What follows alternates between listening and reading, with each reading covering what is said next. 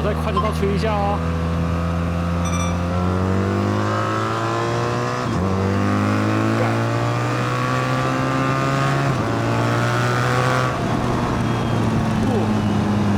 哇，不行不行，太凶了，不行不行，够了够了，不吹了不吹了，不玩了不玩了，太可怕了！哎，它真的跟150差很多哎。哎，大家好，我是克里斯，今天又来搞浪漫啦 ！Come on，BMW 旗舰 ADV R1300 GS， 没错，这几天呢就好好来体验这台相当舒服、销魂的一台车。所以接下来这几天1300的体验，说白了就是单纯来感受一下大鸟究竟还可以爽到什么境界。另外，车界有一句相当扎心的话，就是任何全新的车型，第一代车主都是来帮忙debug的。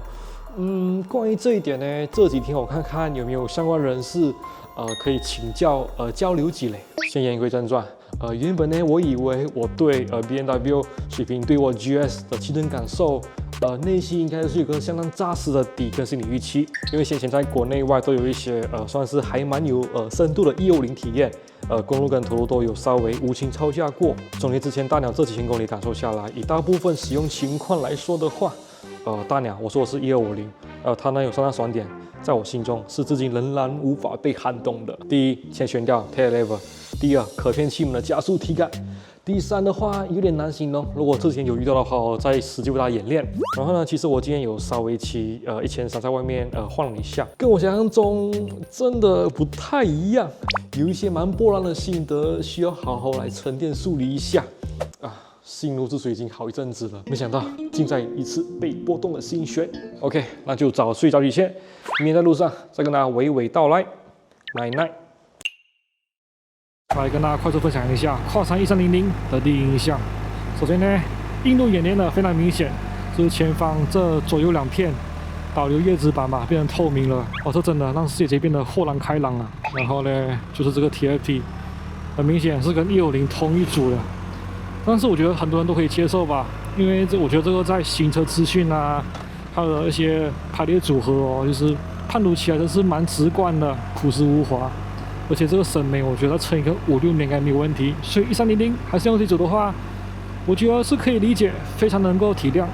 哇，接下来一个1300的特点就是这个啦，风镜，来吹一下。OK， 这个风镜，然后再把它降低。不好意思，忍不住吹了一下。有点降低了。之前1250的风镜是用手动去调的嘛，大概是这个位置。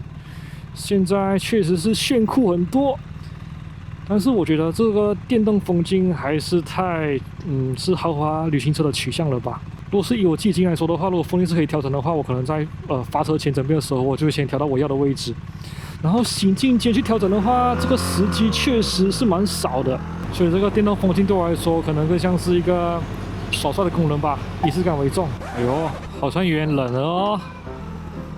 其实感觉偶尔来点 fancy 的功能也蛮不错的嘛，像这个电子风镜。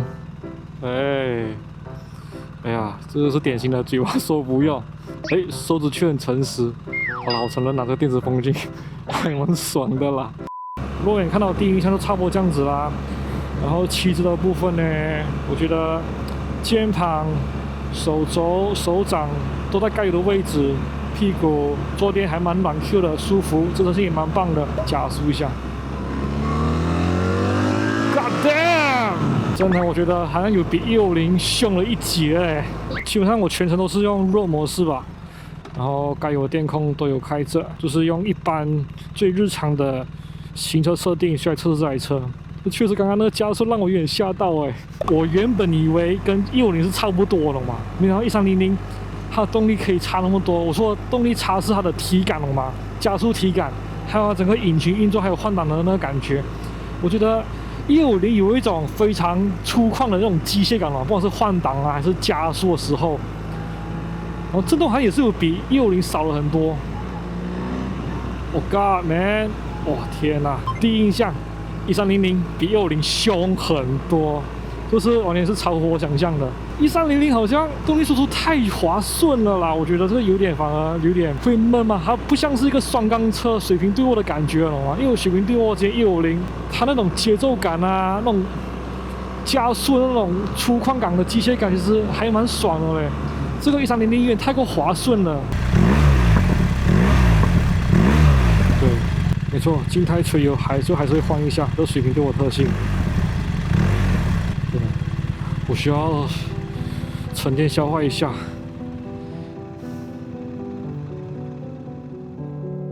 150与1300的动力输出特性的差异，一开始我确实是相当的困惑。但如果是从动力的源头，也就是引擎说起的话，也许一切就会拨云见雾，豁然开朗。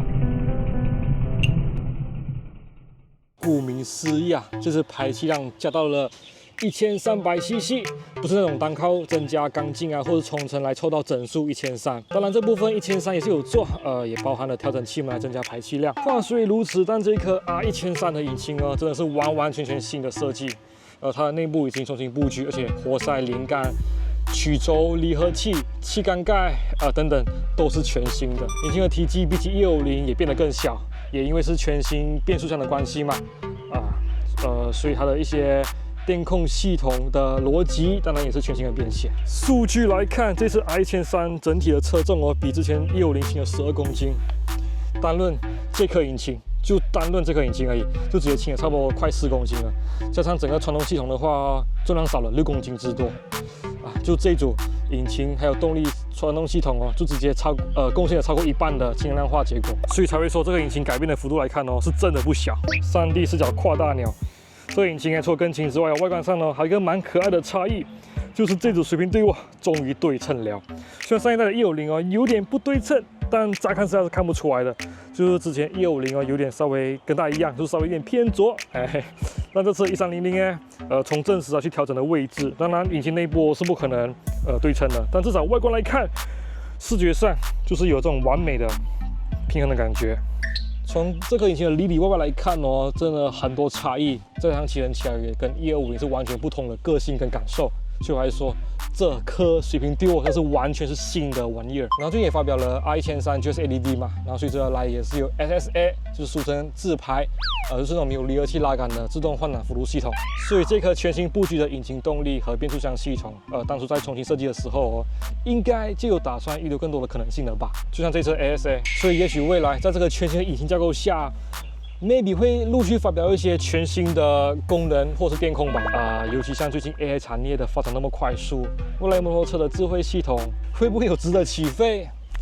说起来有点期待，但也有害怕。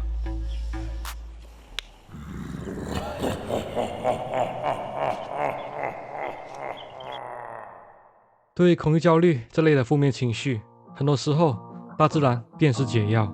拉曼骑士不需要心灵课程，而是热爱探索的冒险精神。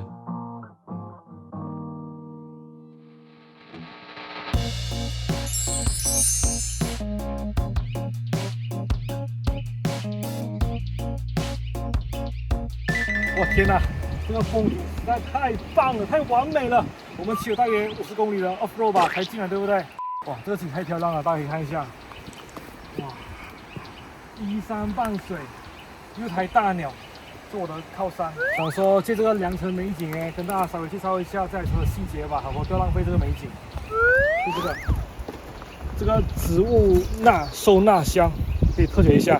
这个嘛，在1550的时候只有在 ADV 我们才会有，然后比较小个。然后再到1300是吗？都标配。看里面，放个 iPhone Pro 没有问题 ，iPhone 13、14 Pro 都没有问题的。然后 Max 的话可能就放不进了。拔出来，你看里面还有一个 USB 孔。对，可以直接插 USB。想说未来应该会有无线充电吧？理论上，感觉这种科技、硬体、软体都不是个问题，只会慢慢的去试出吧。来，我觉得，好，这样子了。我曾说过，大鸟有这3大爽点，所以该的时候聊聊 Tail Lever 以及整组悬吊系统。但在那之前，就容我补充更多 R1300 GS 动力特性的感悟。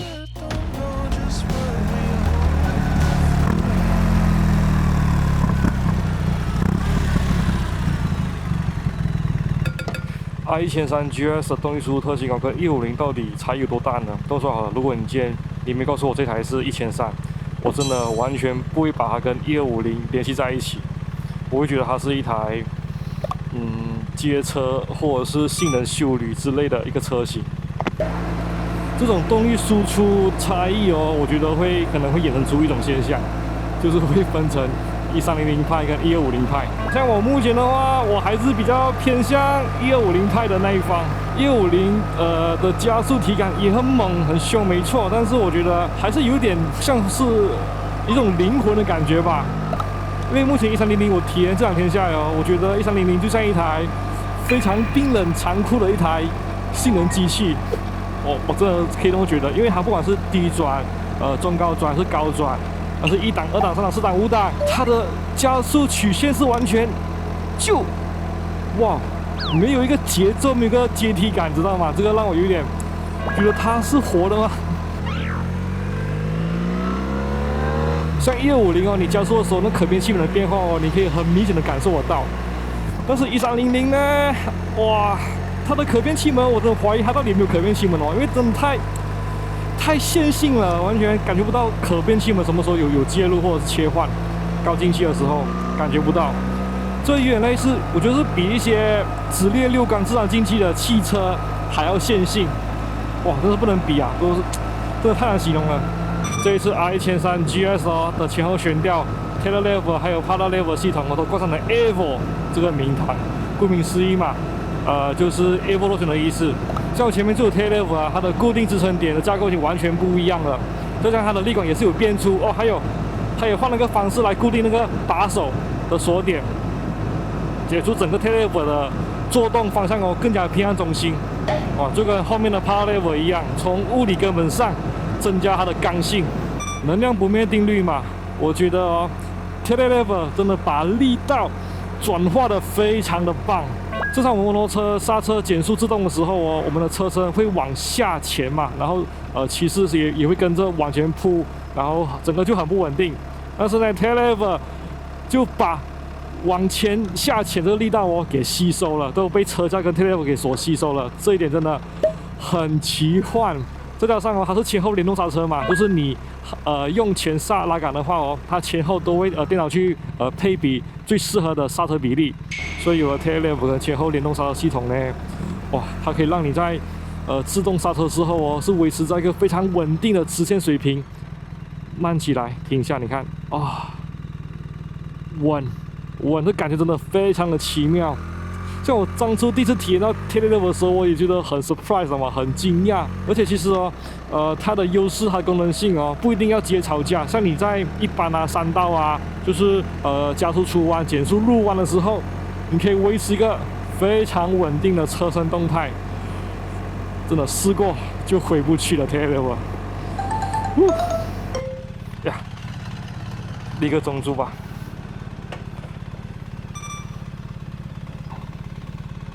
OK， 然后用重量去压就可以了，其实不用太多施力。然后加油的话，就是电门关掉，它就会解锁。95加满。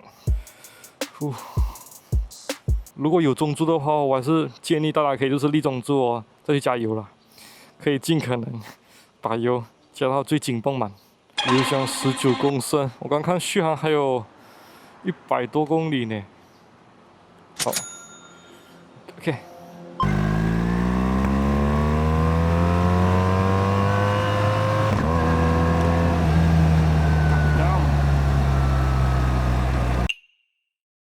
这前后悬吊零件的升级，我想也是为了它全新的电控悬吊所铺路。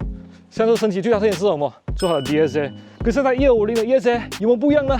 我只能说是完全不同的系统。这车1300呢，它气瓶里面多了一个全新的小弹簧，可以增加它的预载调节范围。除了可以跟 ESA 一样，静态时可以调整悬吊阻尼跟预载高低，这车 DSA 还能做到根据你车子的速度主动进行悬吊预载调节。官方是宣称是时速25以下，或者是静止状态哦，坐高就维持在220 mm， 当速度超过50公里每小时，坐高会来到850 mm。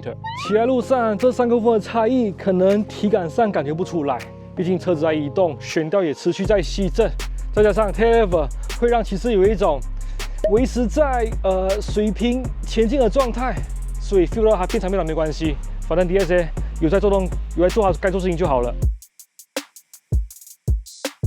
立中柱的辅助也是从这套系统去延伸。在硬实地面基本上屡试不爽。踩一下悬吊自动升高，减缓了立中柱时所需拉抬车子动作。找角度，用骑士正重量压下去就 OK 了。顺带一提，小弟我82公斤，也开始在增肌减脂中，共勉之。随着体验时间的堆叠累积，在我认知的范围里 ，R113GS 与 R160GS 各方面的差异逐渐明朗化。说是升级吗？这样形容我觉得太草率。那可以说是进化吗？我认为还不够精确。我相信在这部影片结束前，绝对会悟出我所能给予1300的最佳形容。OK。在进入非常刺激的 ACC 极限实测环节前呢，先带大家回到影片开头提到的那一句扎心的话：任何全新车型，第一代的车主都是来帮忙 debug。关于这一点，请让我们看看接下来这位男人安内贡。我叫国雄，哎，对，国家英雄，国家的英雄。相信讲的话绝对是可信度拉满，大约10台出了，也是有卖到那个嘉义啊、云林啊那边都有。年长一点比较多，稍微有点长辈，也算长辈啦，年纪稍微大一点。当然他们接触这些车辆都是不是第一台车啊，也是算第2台或第3台。哦，都从杂牌车转换过来的吗？也是啊，也是有我们自己的车主转换车主升级。对，因为大家常讲一句话嘛，就是骑车的最终归宿啊，大家都会骑到。大鸟嘛，对，所以有一些他换车，如果换到说，不知道想要换什么，那我就跟车主讲说，那你就换这台大鸟。对，你骑了之后就回不去了就不用再想说你在担心说，我接下来下一步想要换什么车。可是我觉得150是可以回去了，因为我觉得还是不同的车了。所以150还是有新车吗？150现在已经停产了，绝版了。对，因为是不同的车，我觉得有点可惜耶，有点可惜。因为我觉得还是会有人喜欢150的，一种经典吧。对，粗犷跟机械感比较重一点。对，没错。那要问点比较尖锐的问题了。你进手那么多1300，有没有什么状况吗？妥善率啊，或者是一些部件的问题？台湾的状况为主，有没有遇到什么状况吗？就车主的反馈。老实说，目前1300在我们台湾这边，以我的车主来讲的话，目前是小问题或大问题，完全是没有。你的车主没有，其他的车主就很多问题。没有。但有一些主动性需要召回的东西的零件的话，在我们原厂，如果车子到了之后，我们在做一些新车交车前的检查，发现它是有需要召回的一些零件的话，像继电器啊或什么的，我们一定会主动先把继电器或者是需要召回的零件，我们先把它更换掉。已经有召回了，目前有案例了，就是继电器部分。对。我们主动先把零件更换完成之后，我们才会再开放交车。对，所以其实交车完之后，客人就不会有什么问题了。对车主也比较方便嘛，也有个安心感，因为都已经更换完了。对，一次保养一样是1000公里。1000公里。对。然后说是每5000，每5000。每5000。那些保养下来的话，大约会落在6000多左右。小保。对，5、6千左右。因为之前原厂的车厢有发生一些问题，所以是不能装在车子上面的。当时因为车厢全部都召回回去，然后好像是要做销毁的动作嘛，所以对我们现在目前为止已经有上箱，原厂的后上箱。已经是更新完成了，所以已经原厂的后上箱现在是已经有货了。对，我们现在也都有先后可以安装了。OK。现在这功能还蛮多的，像车厢是会包含什么？就自动用钥匙解锁开锁。因为它有一个电池接点嘛，然后里面是比如说里面还有一个 USB 的插槽，对，还有照明灯，对，它的容量是可以伸展的。未来还会再复现吗？还是就都没有了？目前没有很明确的消息。他没有静待交易。有些东西是越机械越手工，其实就没有问题了。对，但还是有新的尝试是好事情啊。对车友来讲的话，1300真的是一部好车啦。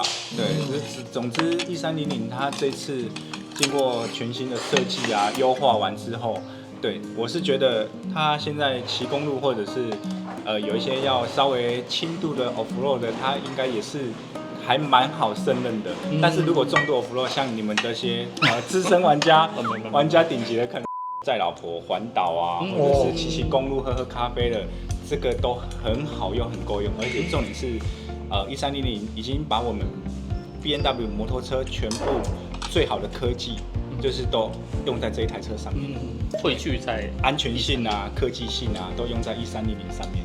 对。其实我觉得大鸟骑上来也会很爽。会办一个赛道日吧，小小的赛道。大鹏湾最近也是有办啊。对，大鹏湾也有。对，大鹏湾去年也有。有大鸟下去骑吗？有啊，也是有。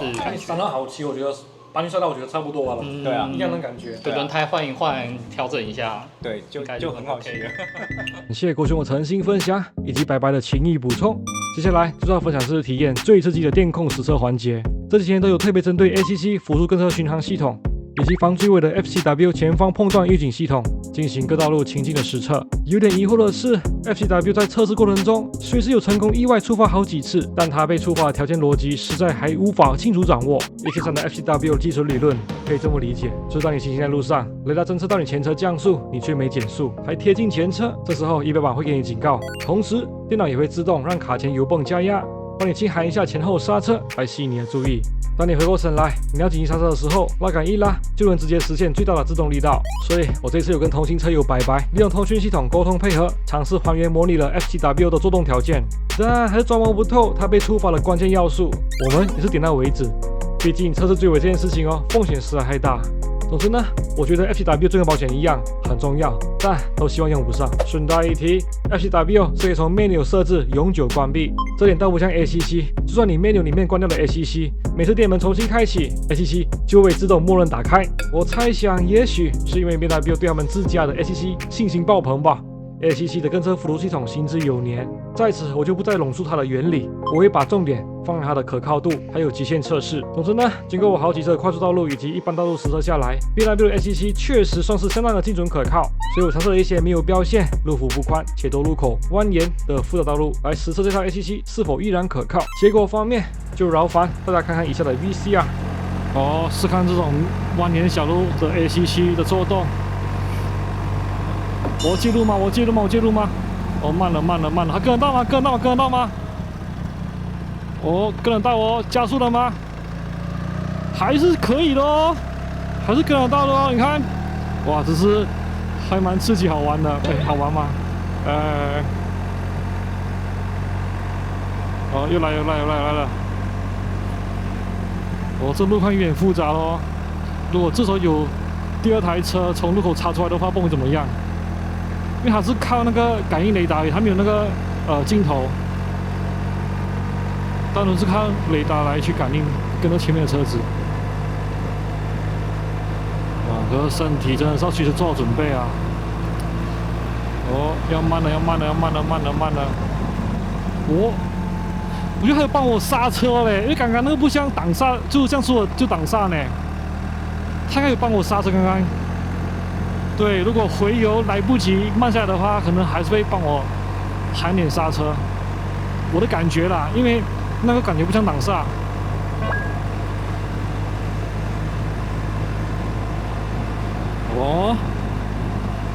我想说，其实这个路况对我来说是很复杂的，不过 ACC 跟的目前还蛮准的。可是这时候还有一个呢，对，讯号都还在啊。可是这时候如果有其他车的话，可能对向有车啊，或者是你前面有车啊，我不懂它会怎么样。虽然我觉得这个 ACC 的电脑已经很拟人化了嘛，它补油跟回油时机很像你在操作的，不过毕竟不是你第一时间掌握这个动态嘛，对，你的车子会比你脑袋先动，那感觉还蛮恶心的。其实，它预判你的预判，毕竟我觉得都是几率问题啊，不知道是好事还是坏事。对啊，我们就好事的话，尽量把几率给拉高嘛；不好事情，尽量把几率给压低嘛。趋吉避凶。然后对面有车了，他还是维持作动。这种窄路啊，这种路幅其实他还没断。我本来想要介入了嘛，不过我觉得他应该可靠，所以我就给他一次机会。OK， 他过刚刚那一关了已经。OK， 好，也许我之前有点怀疑你，不过我现在有稍微一点点开始信任你了，稍微而已。不过我觉得这种东西还是我自己来好的，好不好？有事情还是要亲力亲为。哦，哇哦，刚刚那个路况其实还蛮复杂的呢，因为这个路幅真的很窄了嘛，然后对上连续3、4台来车这样子，哇，好恶心啊，好恶心啊，这个弯太恶了，哇，鸡皮疙瘩了，完全。太鸡皮疙瘩了，我好想介入了嘛！我很想介入。哇，这个路很复杂，路很复杂。哇，这个速度，好。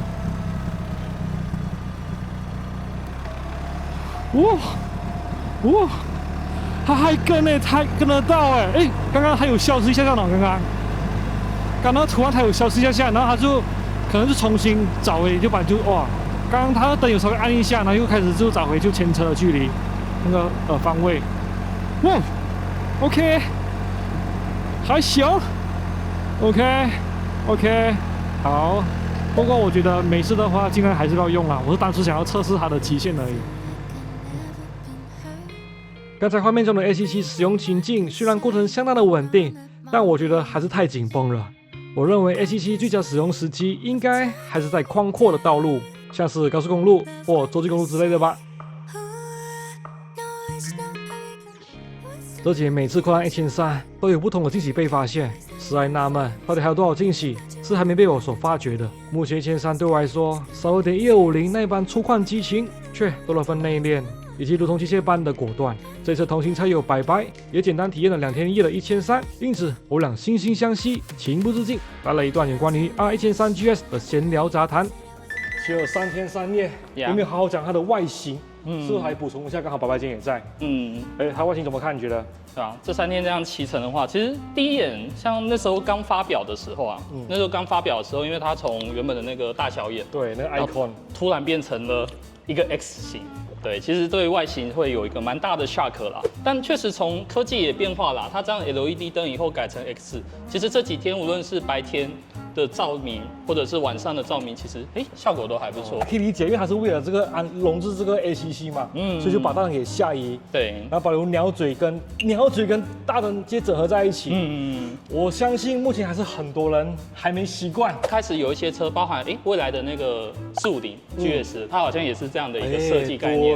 对，喂，450几乎是小版的1300哎。对啊，我几乎跟1300长得一样，就除了引擎这些不同以外，整个外形还有它的设计语言基本上都蛮类似的。可是引擎缩小之后哦，连带的更动很多嘞。对，像 tail lever 也是有结构可以有更大的空间去调整，还有后摇臂也是，就是后摇臂有稍微拉长一点点的。它这次是把引擎，因为它在引擎里面它的那个变速箱从原本的后侧，它把它改到下侧了，所以说整个引擎后面多了一个很大的空间，让它的后摇臂可以再往你的引擎走一点点。后摇臂虽然有变长，但是它的轮距是没有变长的哦。应该有差个几毫米而已啦，那影响不大。所以你在过弯啊什么也不影响。可是我觉得后摇臂延长有没有好处？请我们李空生那白白来讲一下。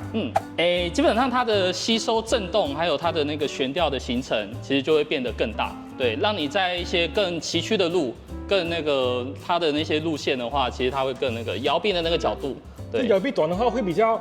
可能那个行程啦，就是上下的那个行程可能会比较紧绷嘛，紧绷一点。的话会可能就是更多，它的行程会更大一点。对，更加稳定之类的。这样的感觉，科学是不会骗人的。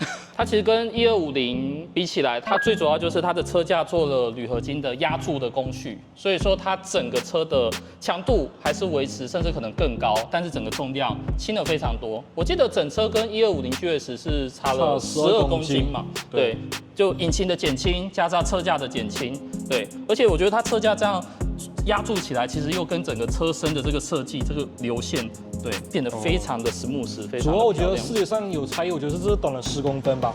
10公分差很多，10公分。对啊，差非常多。对啊。我觉得外形一个很重点，就是这个排气管，还好又改过。我觉得原厂那个标配那个，我觉得不能看哎。对啊。对，这个排气管的方式也蛮奇怪的，就还是又降低又缩短了，然后又有2根，好霸气，像那个，对，它粗又高，它变得比较浓缩一点，比较精实，短精实。这是有改过啦，所以你可以看原厂的那个，确实有点，审美观，我相信大家都觉得，不 OK。可以考虑一下，就升一下了。原厂配件，它是专门为它设计的嘛，就 design for BMW 的，对，原厂的歇管，对，基本上你现在那个排气管非常多的政策问题，这个不用担心，对。一开始其实我对一些什么ACC 啊，还有那个电子风镜哦，有点嗤之以鼻，可是我觉得就是这3天的体验下来，对我觉得确实还蛮爽的。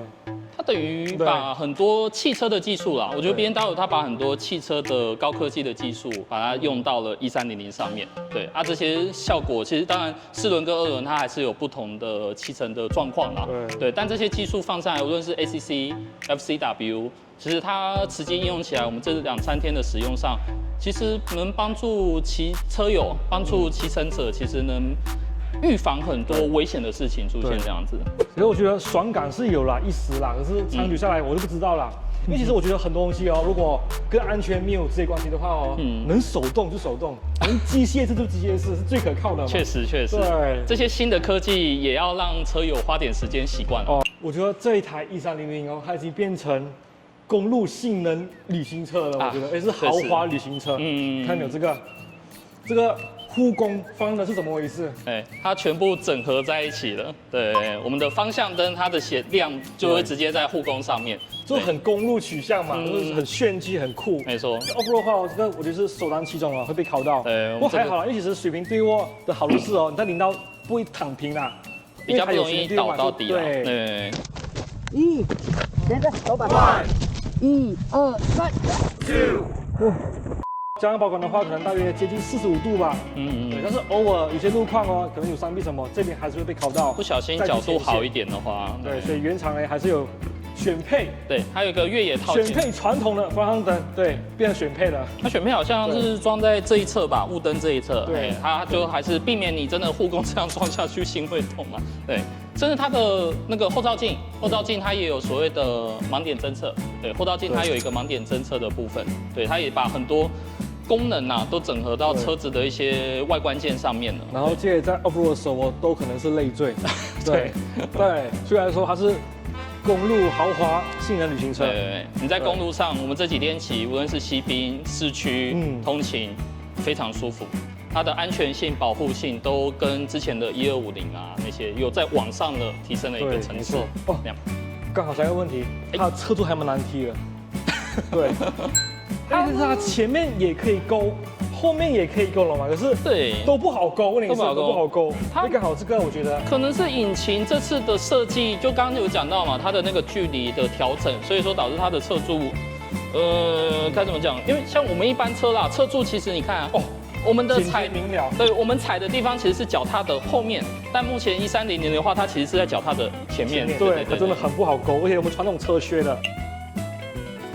其实大鸟很多时候都很好骑嘛，到什么去形容好骑这件事情？好像有个形容词嘛，对。像我们南部有个2师兄，资深的 GS 的一个车友，一个老前辈，他说是懦夫的救星啊，你怎么看？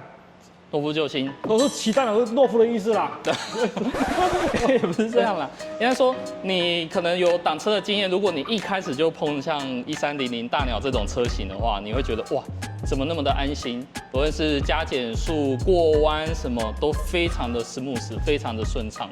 应该没有人想过，就是从大鸟开始直接就到大鸟。对，其实老实说，大鸟真的很好上手，很好上。新手会变高手，这真的不是开玩笑的。对，你会觉得一骑上去，哇，这台车我是可以完全掌控的。应该说会有那种错觉，怎么我的骑脚可以下那么轻松？电话骑脚可以那么轻松？重心好低，有没有补也不会打滑？刹车好稳。其实都是电脑在骗你。其实你还是一样菜就多练，不要靠大鸟，真的。真的。像我们这几天在有一些弯道嘛，特别急弯那个倾角压下去，基本上都非常非常的安心。我觉得这讲的太广告了，不行。可是确实是这样子啦，我觉得。实话实有一说一啦。对，它的优势就是菜鸟救赎、救星，对，菜鸟救星，懦夫救星，让他们大圈也不用讲了什么。爸爸也是骑了就2天嘛。我们中间有感觉。因为我之前有跟克里斯有远征过嘛，我们有去宜兰那边那时候也是很远。对，我那时候是骑 R1200 GS ADV 版本的，对，所以它的那个1200的那种引擎的感觉那时候还记忆犹新还有那种感觉。但这3天接触1300以后，这个引擎的声音还有那种音浪感变化非常的大，对。给我的第一印象啦，我觉得它的那个电子感，那种科技的那种电子感多了很多。它在怠速的时候会有一个比较高频的那种声音，就还蛮特别的。对，而且整体声音我觉得跟1200比小声了蛮多的，跟150小声很多，文静了很多。对，非常的文静，就是你可以把它当一个书声，很那个柔弱的书声的感觉，那个。像之前有人是说法说能文能武啦，因为我觉得更适合在1300了嘛。其中1500还有失平衡，因为150其实还蛮凶的，对，可是这台就是声音，还有换挡的过程细腻度算是稳的，看它动力输出比150还要5。你要5，它可以很5，对，那种感觉。它等于慢速的时候，整个还是安安静静、稳稳的。可是你要给它动力，特别是如果你设定到像 Dynamic 或甚至 Enduro， 对，哇，那个动力瞬间一拉，它还是可以喷出去让你出来的。可能也受惠于它的车辆的减轻啦，还有新的引擎的设计，所以它整个动力的输出真的变化很大，跟当时1200比起来的话。而且我每一天骑士嘛，我觉得它的动力输出感是每天都有新的体验了嘛。像我第一天主要是骑市区跟一些省道或一些快速道路了嘛，我觉得好稳哦。不管是1、2、3、4、5档，还是哪个转速，低转、中转、高转，它的动力很线性。对。然后可变气门消失了，没有那种像我之前就150嘛，很明显，补油2档3档补油最明显，就到4500转的时候一个嘣。一个 boost 的，对，一个turbo推你感觉，会感觉没有那个可变气门的感觉，肌肉感觉了，对，很小，一点点，它让你有点不留痕迹。但是呢，昨天呢，我在纳马赛斯有稍微召唤出来了，就莫名其妙召唤出来了嘛，就是过完出弯到5000转的时候，这个嘣，熟悉的可变气门的感觉明显回来了，就是不懂怎么出来了，就。不懂是电脑控制怎么样，它的动力线性啊，完全跟150不留痕迹啊。对，突然就把你介入进来了。对，就少那种150那种澎湃的节奏感。整个的那种机械感跟1200、150比起来少了非常多，而是那种电脑的感觉，对 ，feel 多非常多。对，确实，不管是打档，刚才也是有说过的嘛，快拍什么还是。有点机械感啦，不过跟150比起来的话是相对于了嘛，就是有减轻很多。对，其实定速我之前1200就有用过了，对，等于说它这次多的那个 ACC， 等于是在定速的架构上又多了这样的一个跟车的功能，对啊，所以它等于我前面有车的时候，如果比我慢，它就会帮我自动减速，甚至停下来这样的一个功能，我觉得蛮不错的啦。对，一开始不太习惯，但有了以后，它其实会帮助你有一个提醒的动作，对，有时候。像我记得昨天骑稍微有点累，对，然后回程的时候突然有用跟车啦，想说轻松一点，但前面车开始停的时候，他就提醒我要减速了，是可以放心交给他，可是我觉得试玩就可以了，平常的话我还是靠我自己比较好。对。还是蛮刺激的，对，掌握在自己手上可能还是比较好一点的。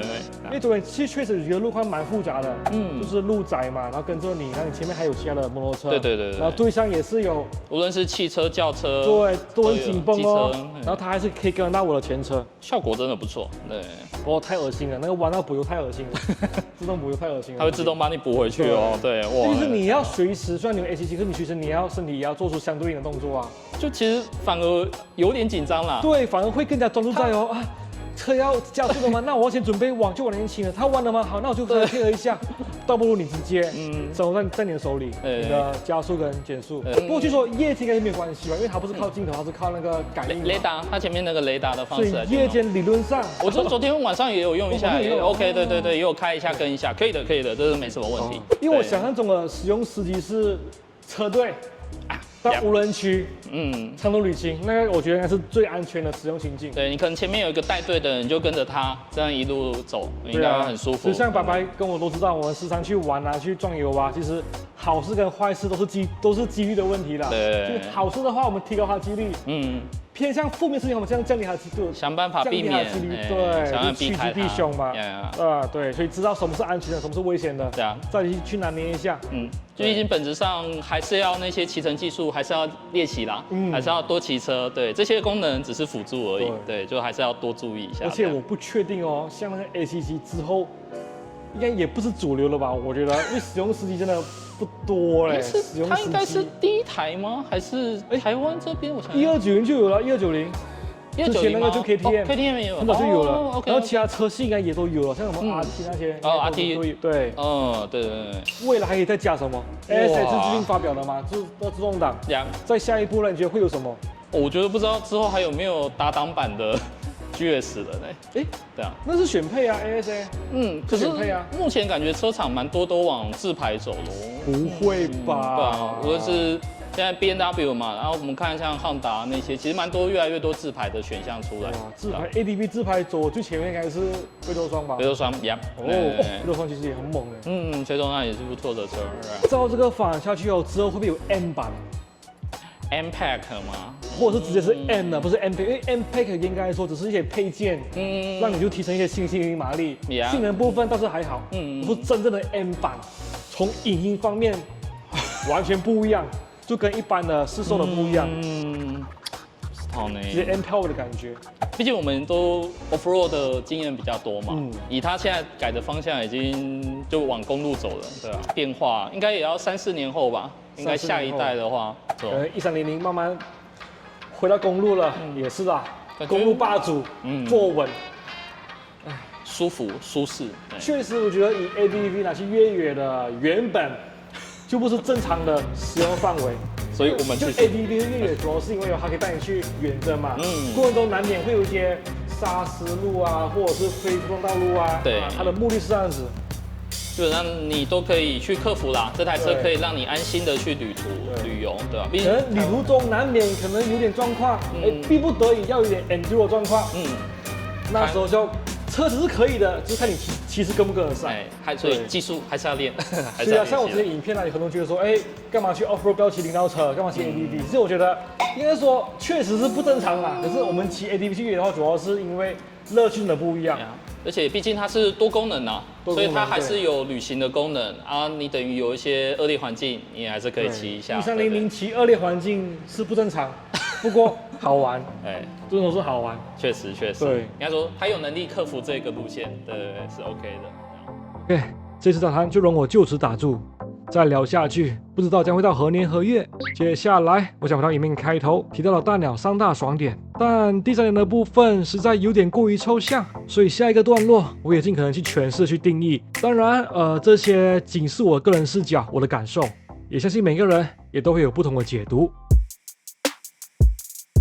40多年前，从祖师爷 R80 GS 演化至今的1300，有历史故事价值的车系哦，就是特别浪漫。虽然资本主义下，各产业各品牌或多或少都会有一些具有商业目的性，或是说硬要去圈、硬要去诉说的所谓品牌形象故事，但庆幸在我的世界观还是有非常纯粹的浪漫。我觉得 GS，无论是水平对卧、R 招牌系列，或是 FG 系列。担任 GS 这个 IP 最迷人之处，从来就不是车子的性能啊，或者天空配备什么巴拉巴什么的，迷人的是由 GS 理念底蕴所延伸，并由车友所诠释出来的冒险精神，以及遍布在全世界各地由车友用 GS 所缔造的真实冒险故事。可能需要稍微前情提要一下，再回到这个 GS 精神部分。首先，大家可以回头看看早期1150那一代的 GS。我认为 GS 的车系至今以来最重要的车型里程碑，纵观来看就是这一代，算是确立了 GS 车系在这冒险市场定位的转捩点，也算是真正意义上初步塑造了 ADV 一直的柱形概念。在这前一代也算是第一代的 R80 GS、R100 GS， 把它们归为一代的主要原因是，从外观就看得出，就是非常的领导车的取向，再加上前2.1后时期的轮胎配置，放在今天来看，仍是偏向越野的一个设定。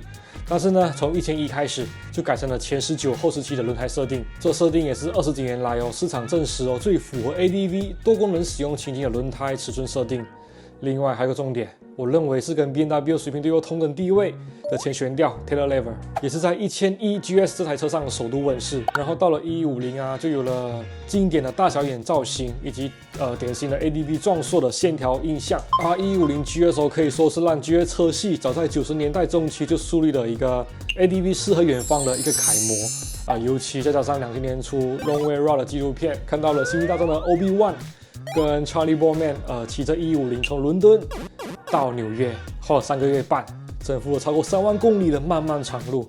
这种等级的远征哦，实在是有够浪漫。至于那纪录片哦，相信放映至今也仍然可以燃起不少冒险骑士的一个冒险魂。欧洲 ADV 的风气哦，大概也就是在那个时候开始一发不可收拾。那时期的大鸟真的可以说是 ADV 的代名词了。一直到1200游鸟、1200水鸟，还有更后来的1250的各种设定、造车逻辑啊，都能看得到1150当下所订定下来的设计框架。就是说，在1300出现之前，无论大鸟再怎么改款，都还是得向1150万佛朝宗啊。所以我才说，1150这一代的 GS 是 GS 车系至今以来最重要的车型。回到今天，看看1300从外形到全新的引擎变速箱设计。新时代的电控以及全车部件，包含车架的重新布局，在本质上以前朝末代的大鸟150的差异程度说是进化，我认为还不够贴切。我觉得更像是基因突变。相信它外观的突变程度当初发表的时候，应该有惊呆了不少车友，连我自己也愣了好一段时间。然后在内在的部分突变程度也不亚于外形。当然，1300的工程师应该都清楚自己在干嘛。我所感觉到的突变感。只是源于我一般消费者的视角吧。总之呢，我想说的是，这基因突变是好是坏，目前以我个人的看法，真的还说不清楚。但这几天初步骑乘体验下来，应该算是偏向好的方向突变吧。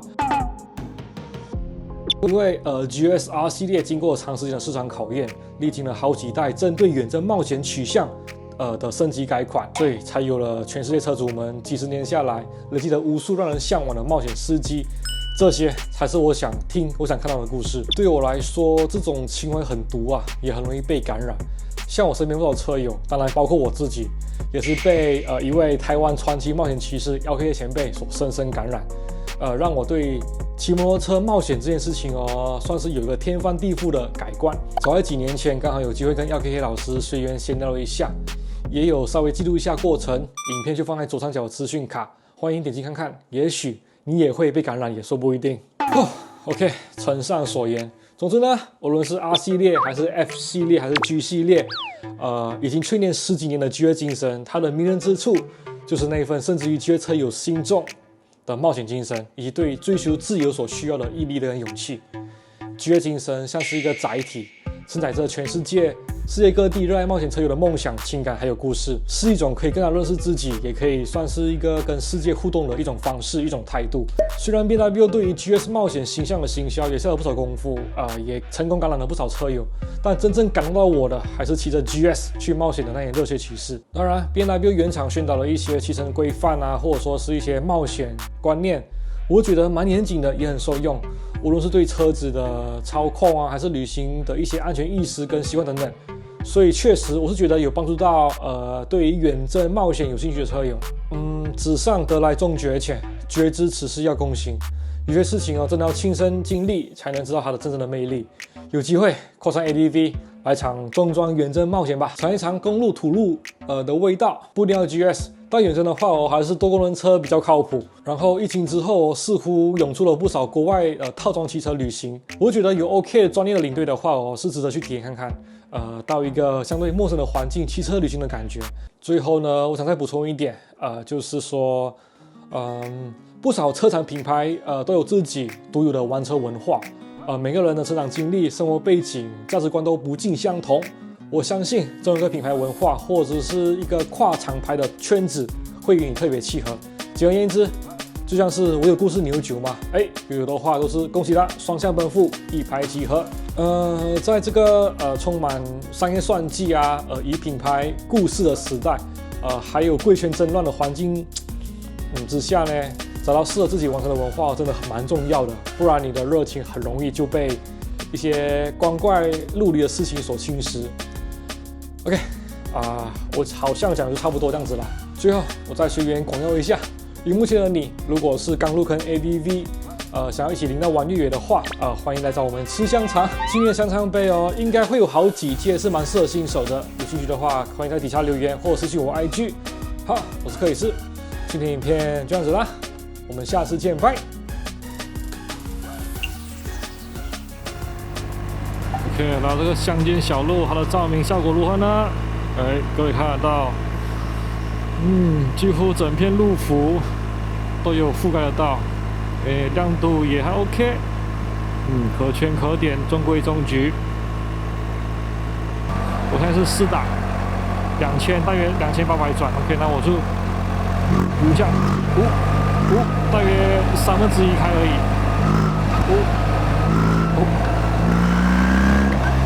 ，5，零帧起步，零帧加速。大家可能会上网查R1300 GS 列规格数据啊，或者是什么是选配，什么是标配。但是如果你是看的是国外网站的话可能参考价值不大，因为其实很多国外需要选配在台湾都是已经自动变成是标配了，像是那个 DSA 啊，那个主动式悬吊，还有那个LED 也是 ，LED 它也是有 Pro 的之类的，都是有好几样啊，就是台湾都是变成自动变成标配。